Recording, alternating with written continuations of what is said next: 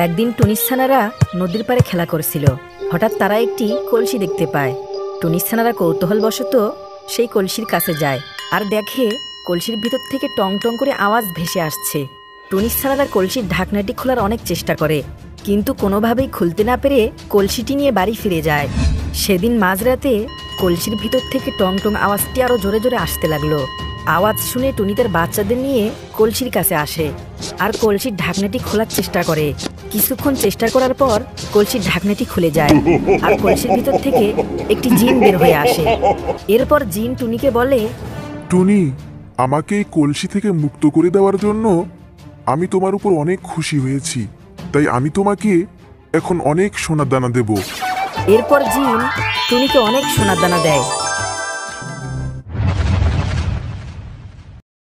একদিন এক ডাইনি টুনিকে মারার জন্য তাড়া করতে থাকে। টুনি উড়তে উড়তে একটি গুহার সামনে চলে যায় আর ডাইনির হাত থেকে বাঁচার জন্য সেই গুহার ভিতর ঢুকে পড়ে। ডাইনিও টুনির পিছু পিছু সেই গুহার ভিতর ঢুকে পড়ে। এরপর ডাইনি টুনিকে মারতেই যাবে, এমন সময় সেখানে একটি দৈত্য এসে হাজির হয় আর টুনিকে জিজ্ঞেস করে কি হয়েছে। টুনি তখন দৈত্যকে সব কথা খুলে বলে। সব কথা শুনে দৈত্য জাদু দিয়ে ডাইনিকে একটি ঘোড়া বানিয়ে দেয়। এরপর টুনি সেই ঘোড়ার পিঠে চড়ে বাড়ি ফিরে যায়।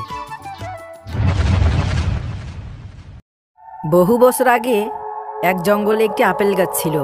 টুনি একদিন সেই আপেল গাছে আপেল খাওয়ার জন্য আসে।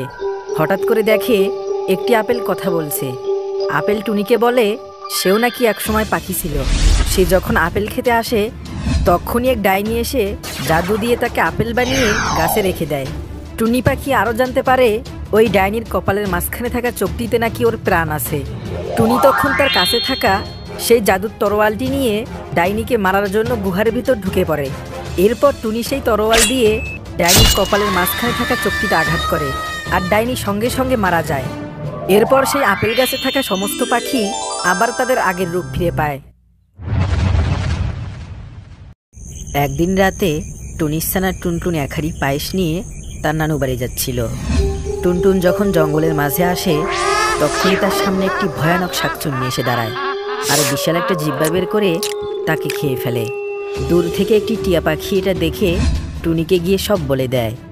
টুনি তখন তার কাছে থাকা সেই জাদুর তরোয়ালটি বের করে আর শাকচুন্নির কাছে আসে। এরপর টুনি সেই তরোয়াল দিয়ে এক কোপ মেরে শাকচুন্নিকে দু টুকরো করে দেয় আর শাকচুন্নির পেটের ভিতর থেকে টুনির ছানা টুনটুন বাইরে বের হয়ে আসে। এক জঙ্গলে দুইটি কাক বাস করত। তাদের বাবা মারা যাওয়ার আগে তাদের জন্য একটি আপেল গাছ রেখে যায়। একদিন তারা গাছটি ভাগাভাগি করে নেয়।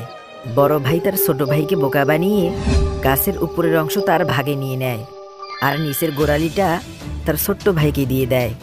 তারপর ছোট্ট ভাই বানটি জঙ্গলে পরিশ্রম করে খাবার জোগাড় করে। টুনি পাখি বানটির এই অবস্থা দেখে বানটিকে একটি বুদ্ধি দেয়। বড় ভাই, হয় তুমি আমাকে গাছের নিচের অংশটা কাটতে দাও, না হলে আপেলের অর্ধেক অংশ আমাকে দিয়ে দাও। তারপর মিন্টু বানটির বুদ্ধিতে কাবু হয়ে সে তার আপেলের অর্ধেক অংশ তার ছোট্ট ভাইকে দিয়ে দেয়। একদিন টুনিও তার বন্ধুরা জঙ্গলে ঘুরতে বের হয়। কিছু দূর যাওয়ার পর হঠাৎ তাদের সামনে একটি ভয়ানক প্রাণী এসে দাঁড়ায় আর সেই প্রাণীটি জাদু দিয়ে টুনির বন্ধুদেরকে কলাগাছ বানিয়ে দেয়। টুনি তখন তার কাছে থাকা সেই জাদুর ছুরিটি বের করে। এরপর টুনি সেই ছুরিটি দিয়ে এক কোপ মেরে ভয়ানক প্রাণীটির কাল্লা কেটে দেয় আর প্রাণীটি চিৎকার করতে করতে মারা যায়। এরপর টুনির বন্ধুরা আবার তাদের আগের রূপ ফিরে পায়। একদিন টুনিস ছানা টুনটুন জঙ্গলের রাস্তা দিয়ে হেঁটে হেঁটে স্কুলে যাচ্ছিল। হঠাৎ সে রাস্তার পাশে একটি রসগোল্লার হাঁড়ি দেখতে পায়। টুনটুন রসগোল্লা খাওয়ার জন্য সেই হাঁড়ির কাছে যায় আর তখনই হাঁড়ির ভিতর থেকে একটি ভয়ানক ভূত বের হয়ে আসে আর জাদু দিয়ে টুনটুনকে একটি পাথর বানিয়ে রেখে দেয়। এদিকে টুনটুনের বাড়ি ফিরতে দেরি হওয়ায় তার মা টুনি তাকে খুঁজতে বের হয়। টুনি টুনটুনকে খুঁজতে খুঁজতে সেই রসগোল্লার হাঁড়ির সামনে যায় আর দেখে রসগোল্লার হাঁড়ির পাশে একটি পাথর কথা বলছে। পাথর টুনিকে বলে যে সে তার একমাত্র আদরের সন্তান টুনটুন। এই রসগোল্লার হাঁড়ি থেকে একটি ভূত বের হয়ে তাকে পাথর বানিয়ে দিয়েছে। এরপর টুনি সেই রসগোল্লার হাঁড়িতে আগুন লাগিয়ে দেয় আর রসগোল্লার হাঁড়িতে থাকা সেই ভূত আগুনে পুড়ে মারা যায়। আর টুনির সন্তান টুনটুন আবার তার আগের রূপ ফিরে পায়।